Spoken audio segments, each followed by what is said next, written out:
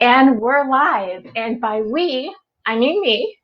It's all good, hence the joys of a live broadcast. Eddie Louise is having technical difficulties, and we should have a surprise special guest who won't be a surprise to many people jumping on in a few minutes. But in the meantime, let's talk about endurance. For those of you who don't know me, I'm Debra Eckerling. I'm the author of Your Goal Guide, a roadmap for setting, planning, and achieving your goals, and founder of the DEB method. DEB stands for Determine Your Mission, Explore Your Options, Brainstorm Your Path, and it's my system for helping people figure out what they want and how to get it. And part of setting goals is you figure out, your destination, really do that digging into your goaltopia. What is the life you want? And you figure out your plan to get there. And sometimes along the way, things happen like technical difficulties, but it's all good, especially now. It's actually a great episode to have technical difficulties because we're talking about endurance. And what is endurance if not moving forward despite any and every obstacle that comes in your way? Now, we talked about this last night on our GoalChat community chat, and a lot of people agreed with me. Now is really where we're showing what we're made of, right? So we're learning to roll with the punches and to kind of like cruise. And then when you hit a roadblock, you can either go through it, sometimes that's better, or go around it. But I think the point is you want to endure and just move forward. Oh, and look, here is my special guest. Now, if Eddie Louise is able to jump on, we will have a three-peat or three whatevers. And Nita, I'm so glad you're home. Oh, thank you for calling me. And you know what? We do have Eddie Louise, so I think we're gonna have a three-way today. Wait, that sounded kind of goofy. How are you? Thanks, Deb. Yeah, I'm here. Can you hear me? I can. And so I'm here with Eddie. Now, do you like Eddie or Eddie Louise? Eddie is fine. Okay. So I'm here with Eddie and I'm here with Nita. And Nita is a fellow Mango who's done, how many times have you done NaNoWriMo? Oh my goodness. I think 10 or 11. Okay. And Eddie, how many times have you done Nano? This year will be my 12th. Okay, she beats both of us. That's okay. We're good. We're happy to like. It's not a competition. It's a great thing. It is. Yeah, it's a competition with yourself. Right. Okay, so I'm gonna let you both introduce yourselves, and then we're gonna talk about endurance and NaNoWriMo and whatever else we feel like. So, Nita, why don't you jump in since I have introduced you?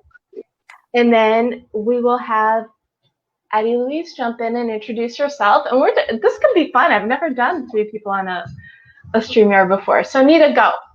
Yeah, I'm Nita Sweeney. I'm the award-winning author of the running and mental health memoir, Depression Hates a Moving Target, and co-author of the writing journal, You Should Be Writing. And Depression Hates a Moving Target is a NaNoWriMo project that made it out into the world. I wrote several drafts during NaNoWriMo. I tend to be a rebel. I write nonfiction and sometimes I edit. I use all kinds of calculations as to what my word count is when I'm not actually just first drafting. And it made it out into the world. And I love the structure of NaNoWriMo, so I'm just really excited to be here and be talking about NaNoWriMo. So thank you for inviting me. Well, thank you for jumping on. Now let me see if I can get us back to the three-way. Yes, I can. Oh, I love this technology. Okay, Eddie, you're up. Why don't you introduce yourself? Hi, my name is Eddie Louise. I am a novelist and audio drama creator. I created The Tales of Sage and Savant, and a screenwriter. And I began my nano journey actually abroad. I was living in Edinburgh, Scotland at the time. So I had an international start to my nano journey. And I had written for about 5 years through Nano when I got my first agent. We had 3 different books we tried to sell, and every time I was given the same quote back from publishers, which was, "This is a great second book, but it's not a good first one. Can you write one that's a little more genre specific? I have a tendency to blend my genres together." And so can you write something that's more mainstream for your first book? And so I wrote the second one and got the same comments back. And I wrote the third one and got the same comments back. And to keep myself from going into the pit of despair, my husband said, "Write something fun that's just for you." So I started the audio drama. And Sage and Savant kind of took off. And in the second year, we had 500,000 listeners, and we had a number of small press publishers that were sponsoring us. And one of them reached out to me and said, "So you were planning on writing a tie-in novel to go with your podcast?" And I said, Yes, of course I am. And so I got a 4-book deal for tie-in novels to go along with the podcast. And here's the interesting thing. The podcast is every bit as genre mashed up as everything else I write. But because I got a 4-book deal out of it, now those other 3 books are back on the table, and my agent is shopping them now. So you want to talk about endurance? Take the long road to your career. It's fine.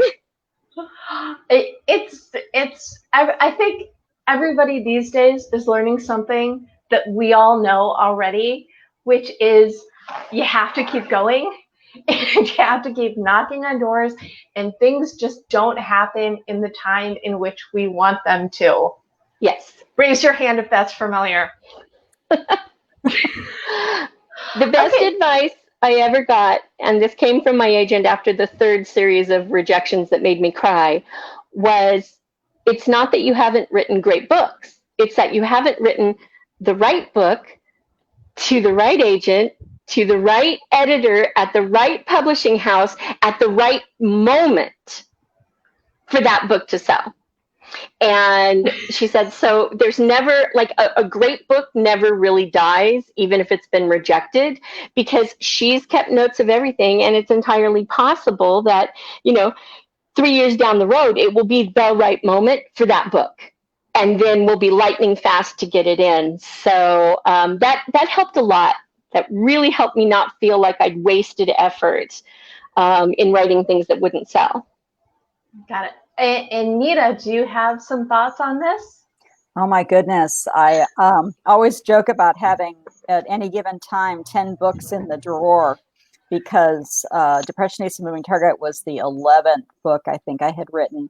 And I had tried to shop a different book, a book about the last year my father was alive, and just didn't have the endurance, shall we say, to keep going with it, because I started getting the rejections. A lot of things were happening at that time too, kind of personal things too.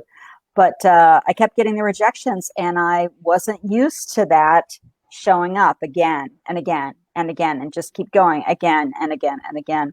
And so now for me, it took marathon training for me to build the resilience and the endurance to really stay in there for the long haul. But Eddie Louise, I really like what you said about the right book to the right person at the right time, because that's what it felt like.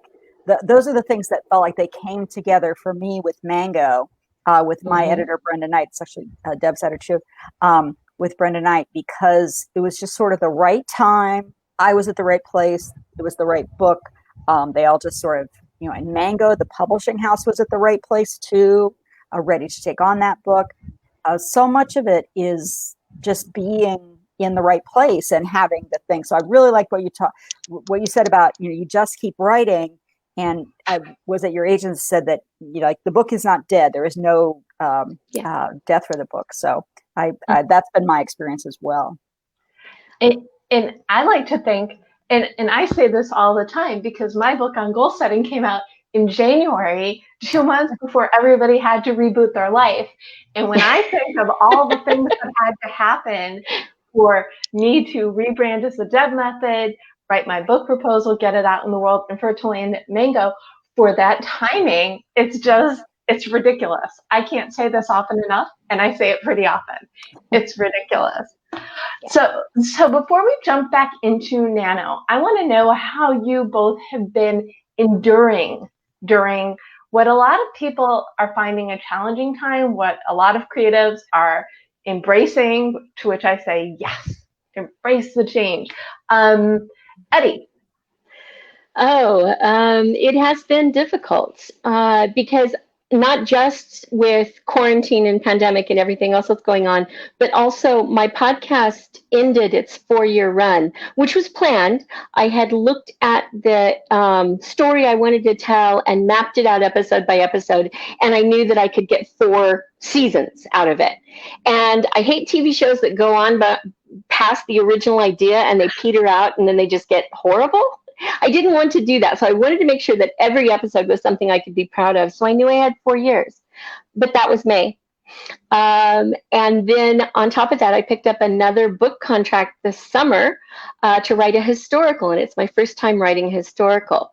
So career-wise, I had this long ascension to a long-held goal and a really fantastic ending. We got great press on it and great reviews, and our listenership actually is still rising, even though the production is done, because people keep recommending to their friends. So that was a career high. And getting a new book contract, and this is on a Write for Hire title, and getting a new book contract for something I was interested in and writing in historical was really fantastic. And so both those things were very high, but then the quarantine and the state of the world and everything else is so low. And I have grown children, but they're in other places. My son's in Portland and my daughter's in New York City, and the attendant grandchildren. And so being locked down, I typically, as a full-time writer, I can go whenever I feel like I want some grandma time. And I just, jump on a plane and go write at their house for a week or two while I see my kids. And I haven't been able to do that all year. And that's been, I was not aware of how much I replenished by visiting family or by going to the coffee shops. I didn't realize how much going for coffee with other writers fueled my writing. So I've had to find other motivations and other ways to continue to write and continue to be engaged, because it kind of felt like one big project was done, the other one is in its nascent stage, and I've been given a buffer for doing research. So it's really easy just to go, I don't have to write it all because I can just kind of research some. And so motivation has been a huge thing for me. And what works, I'm a kindergartner. I work for Gold Stars. So I set up my bullet journal with a color in the words per day block. I get a color in every time I pass 500 words. And those little gold stars keep me going even when nothing else. It's like if I can get 2 a day, I'm happy. If I can get more, it's even better, but minimum of 2 a day. And the days I don't do it, I feel so guilty that the next day I get up and I'll double write. So it seems to be propelling me for now. And hopefully soon we'll be able to, visit family and go back to coffee shops with our friends. Well, I am the queen of the gold stars. So, and I finally found one large enough to use as a prop during my phone calls. I love it. It's really, that's the thing.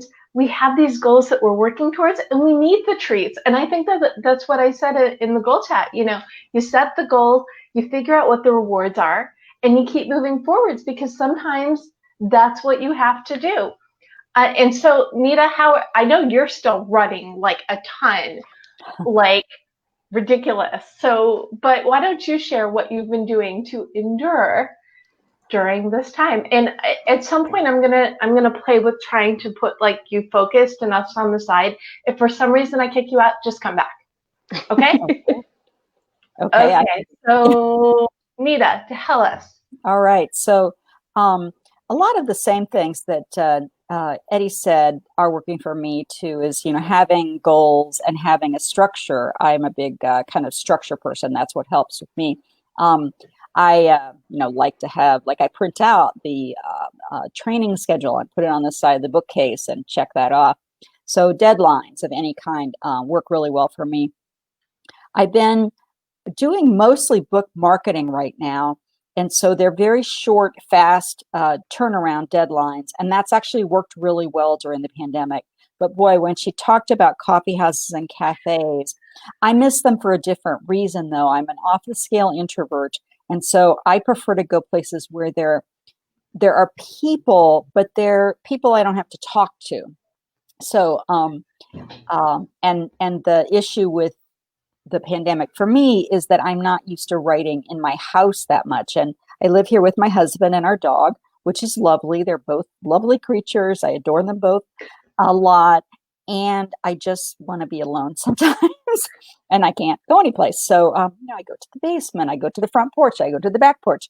So that's been probably the biggest challenge is I used to be able to go someplace for 5 or 6 hours and I would hear, it might be a community room or a coffee house. I would hear other people's families talk about other people's children, other people's dogs, other people's husbands, but they weren't my husband and my dog and my, issues.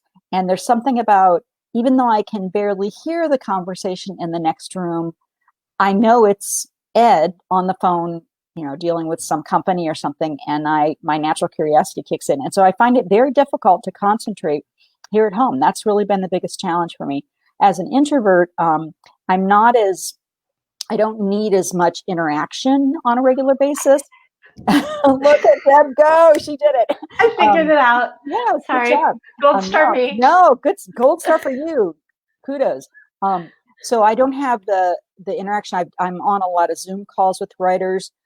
Recently, we've done what I call it study hall. My friend calls it a write-in, like NaNoWriMo, where he has a paid Zoom account. And so, so he will log us all in. We'll all log in. There'll be maybe 6 or 7 of us, all writers. And we'll just go around the room, say what we're going to do. And then we turn ourselves on mute. Many of us turn our cameras off for 2 hours, but we're still logged into Zoom. So it's a little bit of accountability, a little bit of social, and a structure. And then after the 2 hours is over, we unmute and then say what we did. And that's really been working really well. And that's just this little small group of people I know, because we've had to adapt and find different ways. So that's kind of what I'm doing with everything. Yeah, and Adrielle, who's a regular on our GoalChat, says basically samesies. I don't know who says that. I just sounded like the right word to use. Because I am probably the biggest extrovert I know. I'm the biggest extrovert most people know. And I like the fact that I could see more people without leaving my house.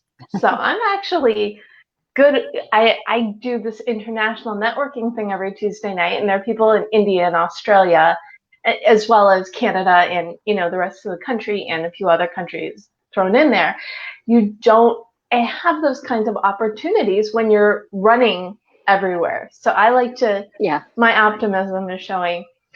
But it's all the matter. It's the pacing, the endurance, it's the check-in, and it's the finding your people, I think, that's really, and the treats, the gold stars, the rewards as well. Of course. Snacks. We need snacks.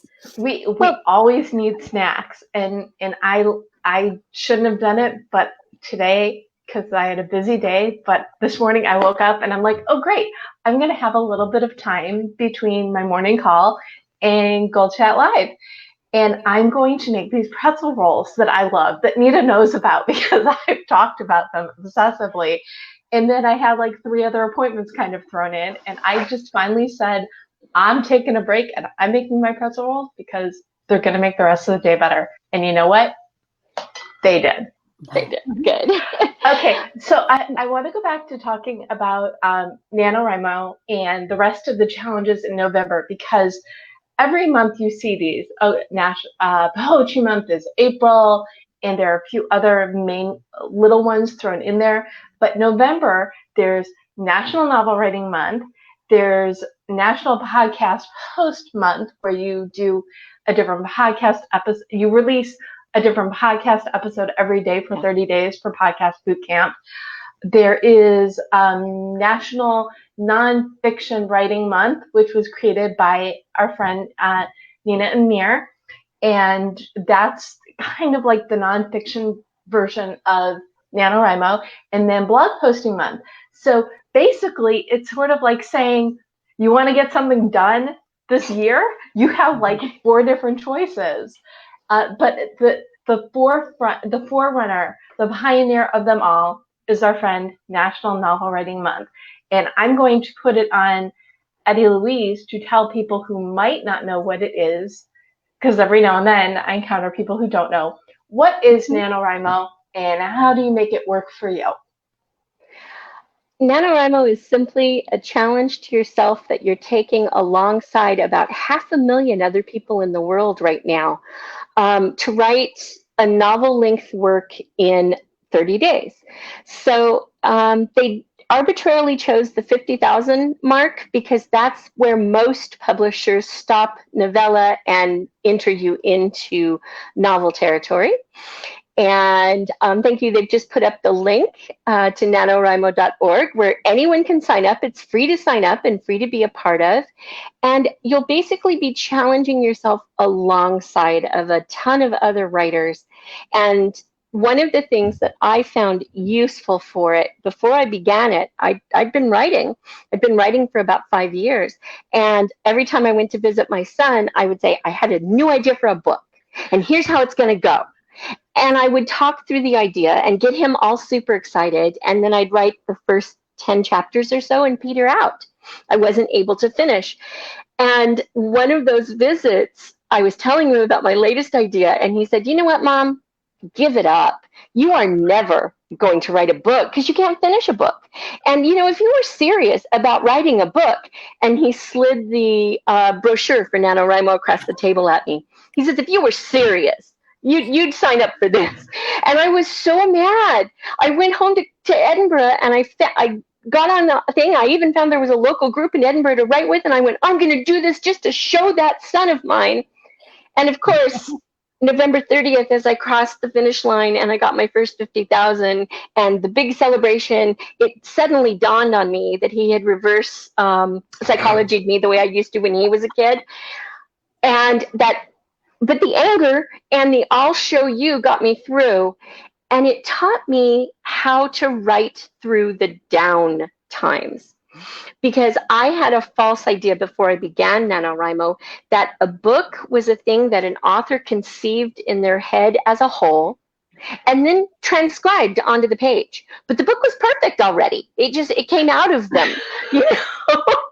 And so when I couldn't do that, I thought there was something wrong with me or that there was something wrong with the idea. And NaNoWriMo taught me that it's not perfect because the thing in our head, although it's whole, and although we can feel the dimensions of it, it's not clear in our head.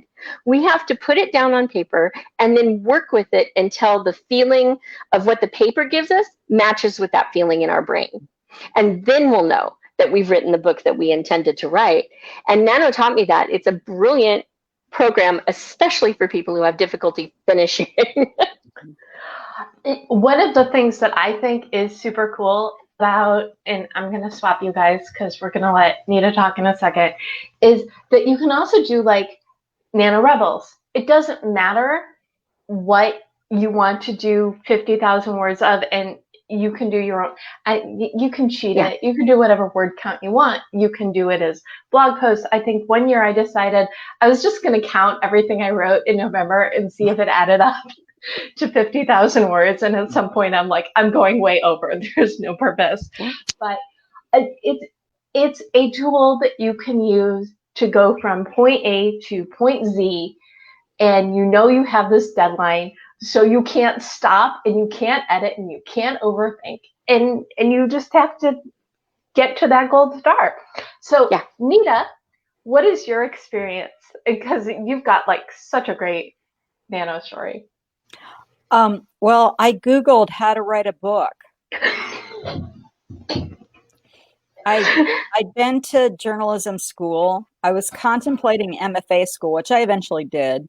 I'd been studying with a best-selling author. I was actually her assistant. By then, I had been her assistant for 7 years. And she kept telling me kind of what Eddie Louise just said, that you don't necessarily figure it all out in advance. But I think I thought maybe you did. And so I signed up because it seemed like it was going to be fun. And at that point in my life, it was 2005, I think, the first time I did it. And I needed some fun. I had been writing this book about the last year my father was alive, and I was really struggling with it. I had, written a lot of pieces of the story, but I couldn't seem to pull it together. And so I saw this and I thought, oh my gosh, these people are actually writing 50,000 words in 1 month. Wouldn't it be fun to try this? And so I did. I just did. That's just, I'm kind of weird. That's sort of how I ended up running marathons too. Like, oh, look, there's a 26.2 sticker on the back of somebody's car. I can barely run around the block. How about if I try to get one? That's sort of the way I am. And it was fun. It was also really hard. I liked what Eddie said about kind of coming up against yourself. Because I think that especially new writers, they don't realize that that's what happens when you write. You have the story in your head. Of course, it's perfectly formed in your head, and then, you think it's going to be easy out of your head. And then you sit down and do it, and it's hard. You come up against your anxiety. You come up against your fear. You come against confusion. All those emotions arise. And the thing about NaNoWriMo that's so great is you don't have time for them. You just have to get your words down. And so, and there's a lot of freedom. My main teacher is a woman named Natalie Goldberg, who coined the term writing practice. And, her phrase is shut up and write. And that's what you have to do. And she's not talking about you shutting up. She's talking about the voice in your head. Tell that voice to be quiet. Thank you for the information. Got words to write. We'll talk at you later. Give me 10. And you sit down and go. And that's the thing, especially the secret sauce for me was the write-ins. And I'm going to be hitting the virtual ones this time because it's all going to be virtual, at least here in Central Ohio. I'm pretty sure they're across the nation. It's all virtual now because of the pandemic. And but going there and, you're sitting there in this room with your snacks and other people. And pretty soon somebody starts tapping away and you look around and there's 2 people and then 3 people and you're thinking, maybe I should at least try. And then pretty soon, you're in it. You start moodling around, pretty soon you're in it. And they have little word wars. There's just lots of ways that makes it fun. So it's been, again, for me, it's a structure. It's a structure for getting words down. I've done novels, which we'll see. But mostly, I'm much more of a memoirist. So I've written a number of different memoirs, and one that's been published and has done really well. So, that's enough on that question. I'm very happy you wrote that memoir because that's why we met. So there you go. Thank you, thank you, Mango. Yes, thank you. Mango magic. I keep saying we got the mango magic. So. Absolutely. And I have to, like I said before, I've tried to do it as Rebel before, but for me, it's only worked when I've had a novel, and I have either once or twice. Okay. Now I think it's probably just the once. The first year I said, I'm going to do it. I got my novel done, my 50,000 words, and it's a great first draft. Someday I should read it and see if it's worth revising. But it's very cool to be on that flow with everybody else and knowing that you're one of so many people with this goal that you're gonna meet together, or most of you, and the group consciousness of it all. It's great. And I think now more than ever, because everybody's so locked up, you need this. It's a great option. So now, if you don't want to write a novel in a month, you don't have to. You could write a nonfiction book, and Jennifer, who I put her link in here and I'll tag her in the comments, started 13 years ago a podcast posting month. And that's just to get to jumpstart your podcasting. Mm-hmm. And then the blog posting month thing, now it used to be an official thing, and I think it's now unofficial. Have either of you done that? Familiar with it? No. I'm familiar with it. I haven't done it because I had other projects. I'm actually contemplating that. I'm waiting sort of on another decision to see what I end up choosing. But that, I think that structure would be really good, and just make the goal of, you know, making a post every day. Mm-hmm. Well, and so one thing that I've been doing in October, because I'm bound and determined to spread the word that this year is not a total loss and you can have a win a day. So in October, I've been posting my win a day, and it's anything from a conversation to good news. So when you're in that frame of mind where you're doing something every day, it's like, what do I choose? I have all these wins. And when you get to that point, and sort of like when you're working on your novel, I have all these things I want to write. What do I write first? Then you've got the habit. Then you're moving forward. What I'd like to know next is what advice, and I'm swinging Eddie over here, what advice do you have for the person who says, nah, not going to do it, not going to even try it? I mean, I want to, but... Okay, so I started as the girl who couldn't finish past the first 10 chapters of anything. Mm-hmm. The last 4 years, I've written 100,000 words in November. And that is because the model of endurance that Nano teaches, you take a larger goal and you break it down to smaller pieces. And as long as you accomplish each day's smaller piece, you're automatically going to get the bigger goal. That model really works. And just like any muscle, writing involves muscles. It involves the way that your fingers and arms work on the keyboard, or the way you hold the pen. It involves the way your brain transmits information. And those muscles can be worked out, just like preparing for a marathon or just like lifting weights. And the more you do it, the stronger you get, and the easier the rest of it becomes. So 100,000 words would have been impossible for me, 12 years ago.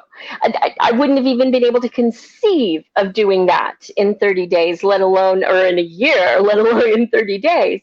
But the point is that you build endurance by exercising the muscle, and NaNoWriMo helps you exercise that muscle. So even if you don't get to the 50 on your first try, it doesn't matter. You've still been exercising. So like any exercise program, 10 minutes is better than 0 minutes. It's not as good as an hour, but it's still better than 0 minutes. So you deserve that reward and that success from that. And then you build on it. You make that 10 minutes into 12 minutes, and that 12 minutes into 15. So if you do NaNoWriMo, you can do the same. Maybe you don't hit 50,000. It's still not a loss, because however many words you get 10,000, you get 15,000, you get 20,000 words. That's 20,000 words you didn't have in October. That's a win. And if you look at it from that way, then I think that it's a lot easier to commit, because you're realizing that everything that you do is already winning. The rest of it is just a gauge of how much. Love it. Love it, love it, love it. And Nita, you have something to say about this too. I know you do. Well, I mean, she said a lot of what I was going to say, because it really, I mean, that's why we do it. Okay, so my first thought was, if somebody says, I don't want to do NaNoWriMo, I'll say, fine. Okay. Yeah. I mean, because that's just kind of who I am. I'm not very good at convincing people. Well, I was a lawyer, but that's a whole nother story. But anyway, I'm not anymore. I've sort of given up the attempt at conversion of people. But I can say, after I say, yeah, no problem, I can talk about the way the structure has helped me. And it's everything we've said before, where I could write a lot. I could write the words, but they weren't about the same thing. I'd be off on this tangent, off on that tangent. There was no direction, no steering the ship. And that's the thing with NaNoWriMo. Once I, set that intention, okay, for this 30 days, this is what I'm choosing. There's a part in the back of the brain, little reptilian part of the brain, that will tune in to what you're looking at, what you're aiming toward. And so once I set that original goal of making all the words about the last year I spent with my father. That was the first NaNoWriMo book I did.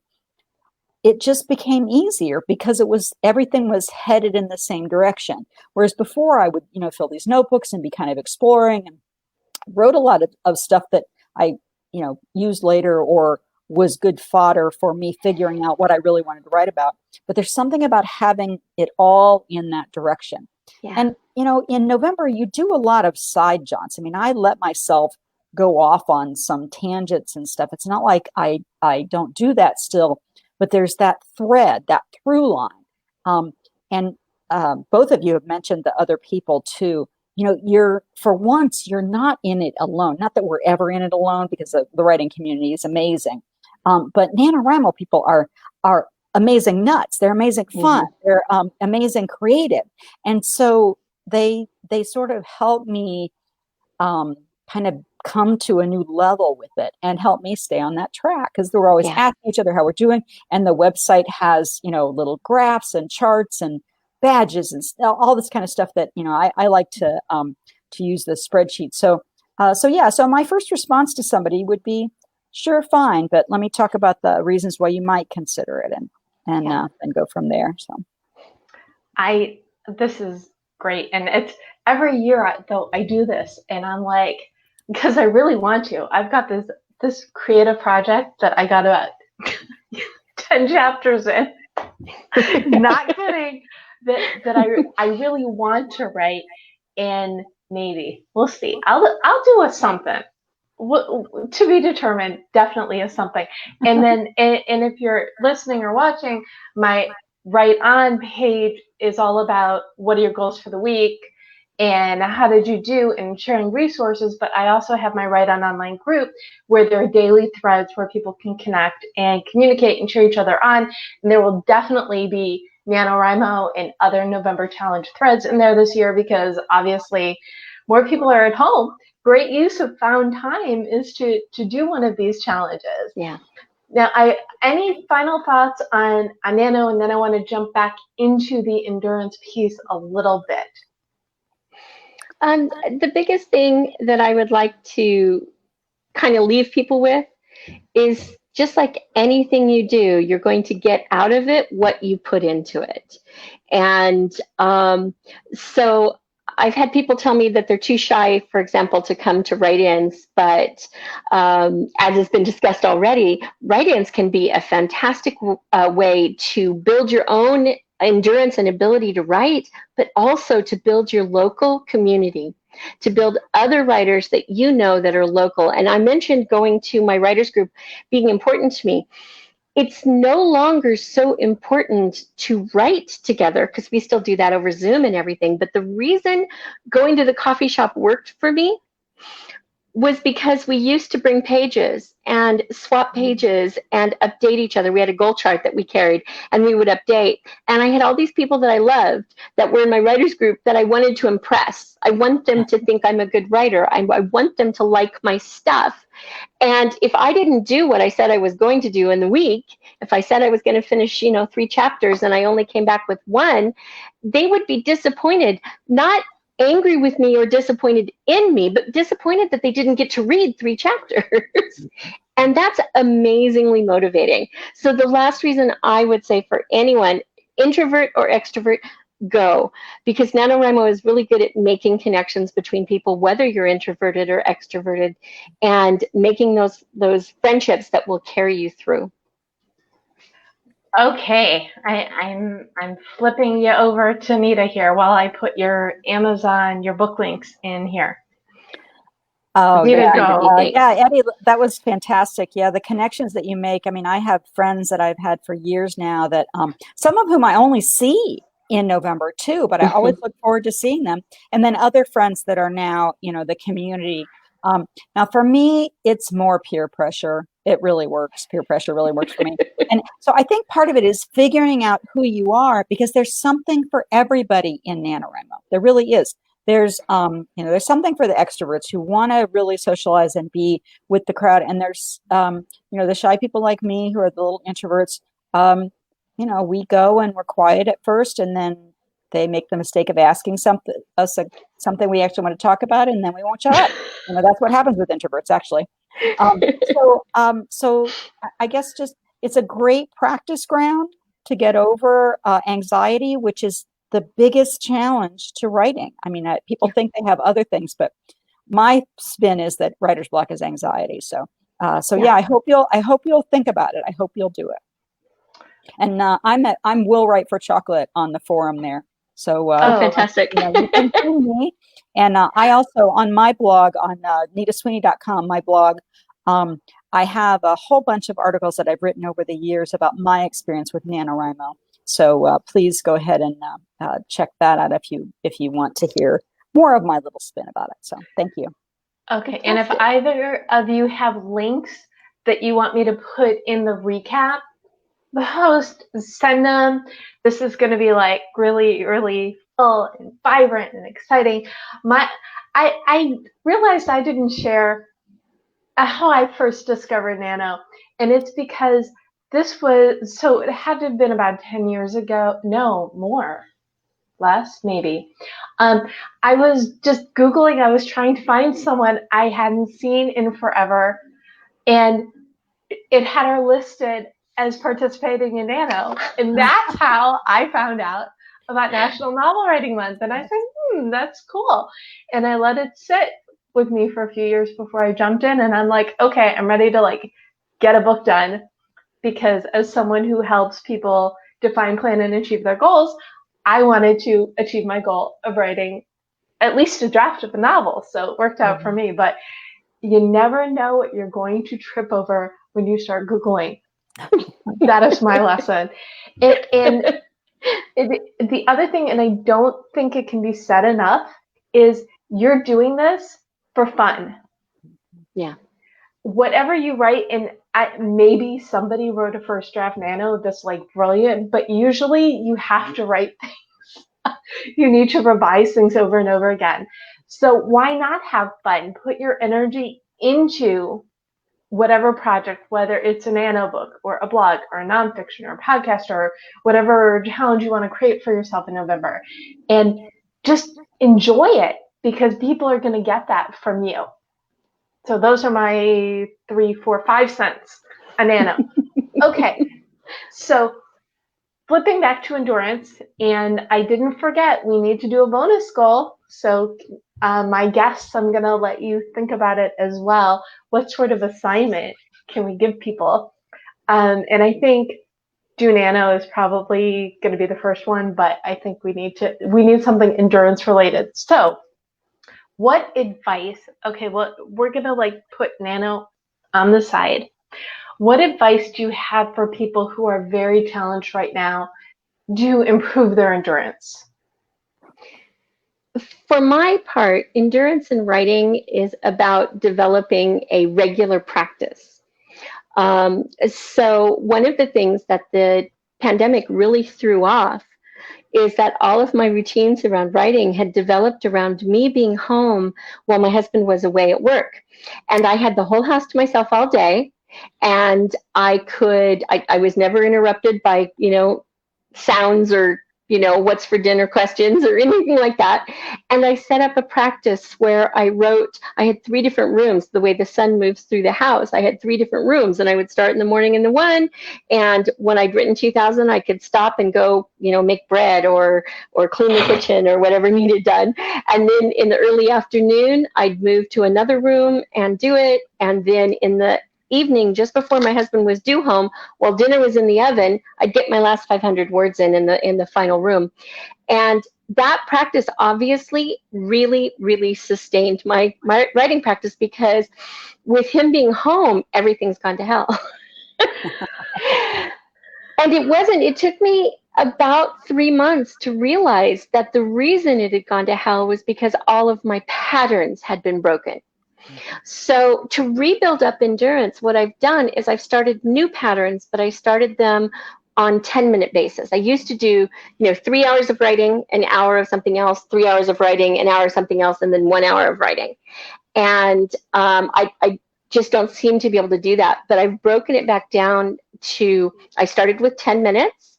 10 minutes in the morning, and then I'd have 2 hours to do other things, and then 10 minutes again, and 10 minutes again. That has now stretched to 30 minutes, and I'm doing 3 30-minute stretches every day. It's still not where I want to be on word count. It's not nearly what I'm capable of doing, but it's finding that steady practice of comfort.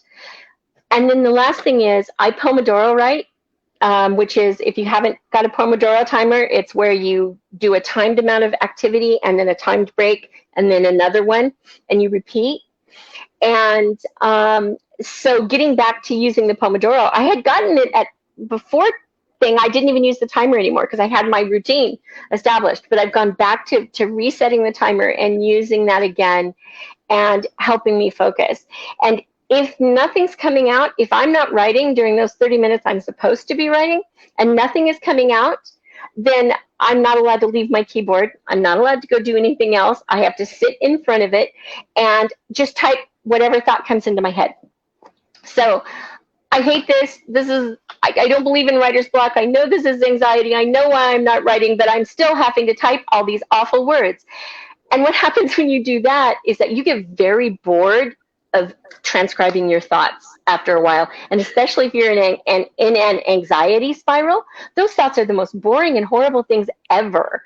And just by continuing to force my fingers to move, then eventually my brain will go, yeah, this is stupid. Let's write something real.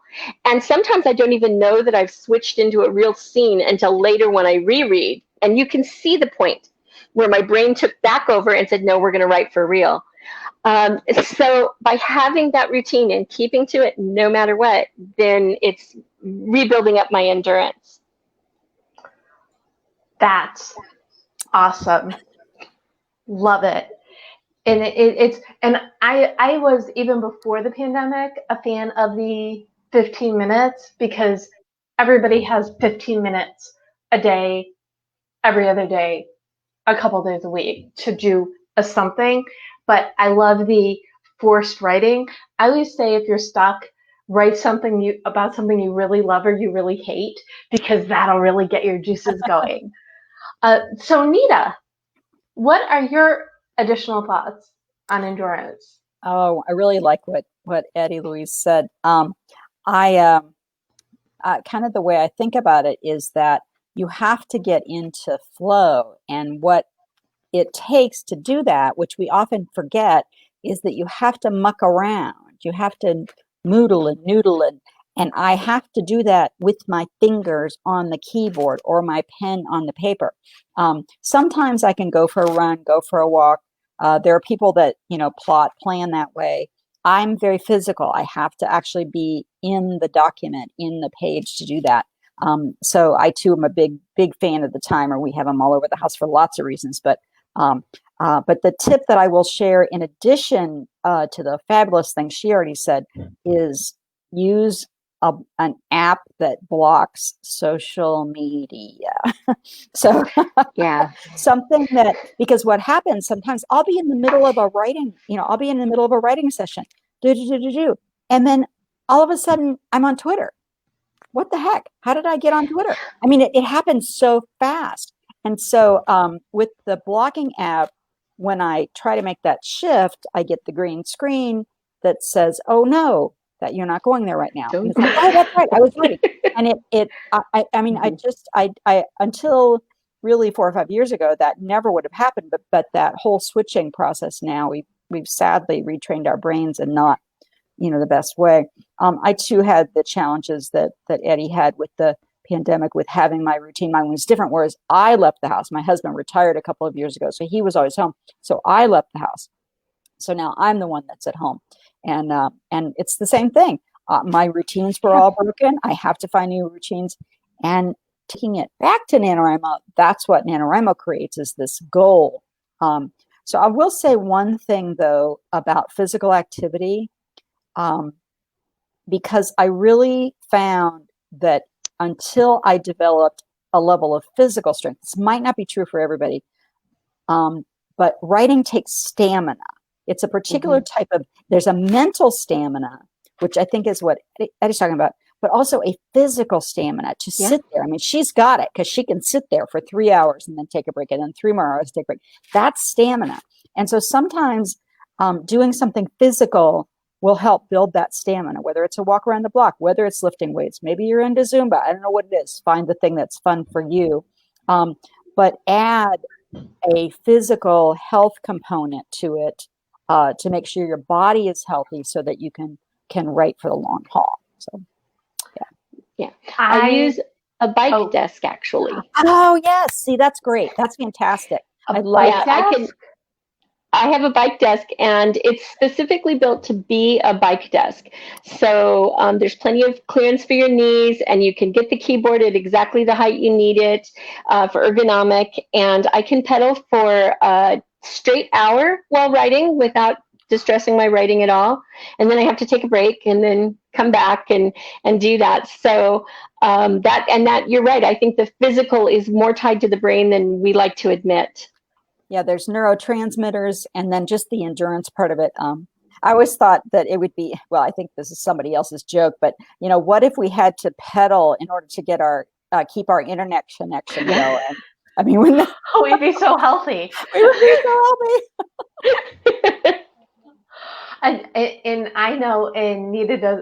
A lot of people probably who watch this show know this, that dance breaks is my exercise of choice. Mm-hmm. Because it gets you out of your head and it juices up your energy and you're raring to go to the next thing. And so I want to share my little endurance tip. It's not little, but I think one of the biggest challenges people are having now is they don't know when their day starts and when their day stops. They just get up, work all day, go to bed, rinse, repeat. They end up working on the weekends. And I think one of the best ways to keep your endurance going is to plan your breaks. I was thinking about this when Nita was talking about the social media apps that force breaks from it. Yeah. Have a time at the end of the day when you're not, when you don't answer. I might look at my email after 8, but I rarely will reply to an email that late. And except for the fact that I do GoalChat live on Sunday nights, I don't always succeed, but I try very hard not to work on the weekends because it's a differentiator between the week and the weekend. And if I have to do like actual work on the weekend, I'll take a day off during the week, which is what I did in regular times. So I think being conscious of your body and letting you chill out and do fun things as normal as you can, and to not be writing emails at 11 o'clock at night, it's really going to help you to be, better rested and have better endurance. Yeah. Okay, so now is the fun part. Like, this whole conversation hasn't been fun. It's been fun for me. How about you, ladies? Absolutely. I mean, as cool as it would have been, I'm sure we would have had a great chat, Eddie. I mean, the Three Musketeers. It's been fantastic having Nita here. Yes. Lovely. And Nita gets bonus gold stars because when you were having trouble with your internet, I just called her and said, "Hey, Nita, what are you doing?" She said, "When now?" Yeah. Everybody needs a Nita on speed dial. It's pretty awesome. So thank you both for bearing with, and I think this is way more fun. It has been fantastic. Okay, so Nita, I'm going to let us each give everybody a bonus goal. So what bonus goal would you like to give our viewers to help them with their endurance? Well, I kind of said it before. I mean, I like what Eddie said too. It's like, one of the things I like to say is dream big, but act small. So you take a big goal and you chunk it down into bite-sized pieces so small that you can't fail. So I started running with a digital timer for 60 seconds at a time. And now I run marathons. So with your writing, if you want to write, start with 10 minutes, start with 5 minutes. Have that huge goal, but it's so easy to get overwhelmed. A lot of the people I work with tend to be really overwhelmed. And so, chunk it down, tiny little goals, something so small you can't fail. Okay, so the bonus goal is to give yourself a small goal. Right, to not make your goals so huge that they're going to, just make you go, oh, well, that was an interesting thought. I think I'll go back to the sofa where my box of bonbons is and I'm streaming Netflix, binge watching NCIS or whatever. So yeah, that's the goal, is that give yourself a winnable goal. Okay. Yeah, translate. Because I think that people think of goals all the time, but they discount them because they think they're too big. They think, well, that's a great goal for my neighbor. That's a great goal for Eddie because she's written all these books. That's fine for Nita because she runs marathons.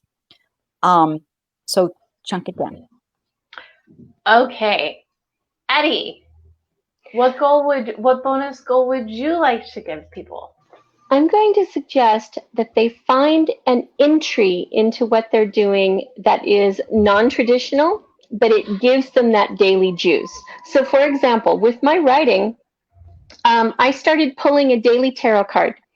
And then I have to write as if that card was given to my character, as if that predicted my character's day. And I just have to do a real quick scene with whichever character is up for that day that I feel I need to flesh out a little more. And I use that as if what the tarot card predicts is what happens to them. And by doing that every single morning, it accomplishes two things for me. The first is that it helps me get to know my characters better. Actually, three things. The second is that it helps me memorize the tarot. And the third is that it's like stretching before a physical workup. It's a warm up. So when I go back into my document, I'm already there. I'm in the headspace for it. So find something that will give you that entry into what you're doing, and then do it every single day as a warm-up before you do it. That's awesome. Did you want to say something, Nita? I feel like you do. No, I'm just sitting here going, Amen. She's preaching to the choir. Amen, sister. Nita and I have a lot in common, I can tell. I think we do, yes. I think I could have planned this for weeks and it would have been just as awesome, right?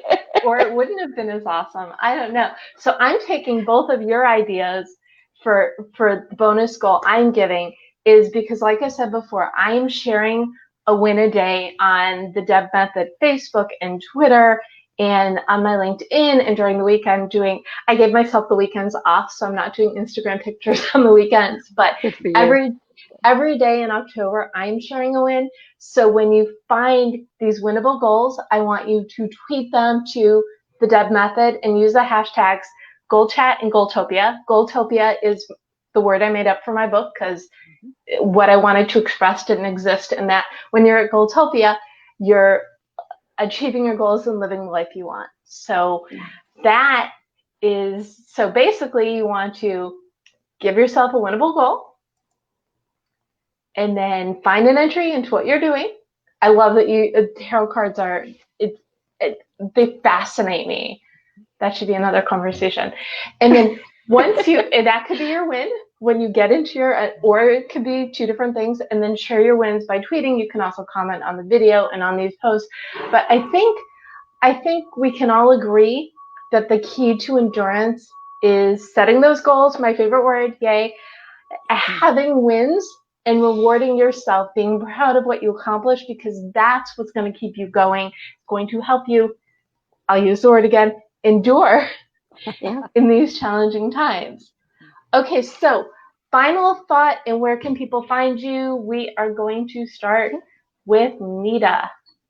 I'm everywhere, actually, pretty much on any of your favorite social media channels. NitaSweeney.com is the main place, my website, but I'm on Twitter, Pinterest, Instagram. I have a Facebook author page, and I do have a YouTube channel also that I'm slowly working on. Final thoughts, just start someplace, and snacks, just, gold stars and snacks. Okay, Eddie, where can people find you, and what is your final thought?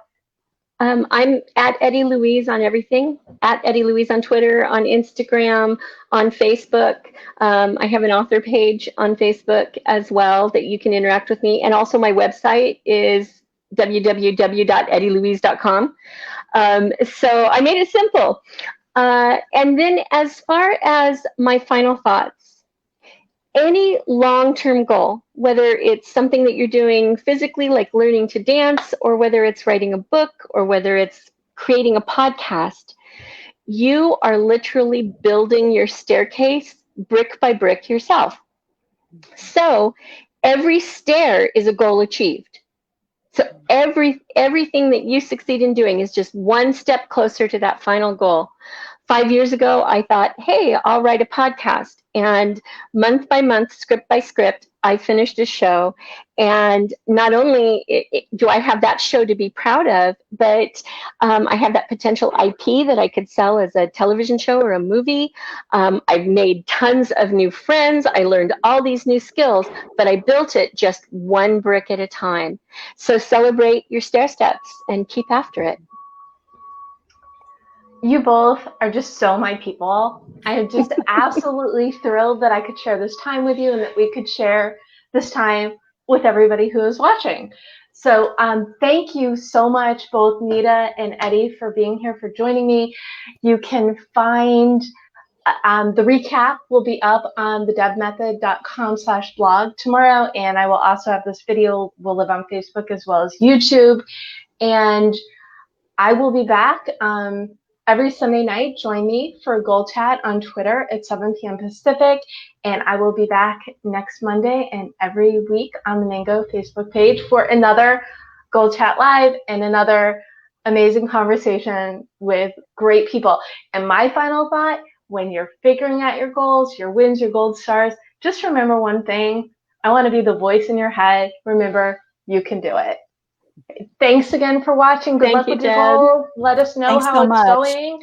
And yes, thank you, Nita. Thank you, Eddie. And thank you all. Let's make it a great week. Thank you.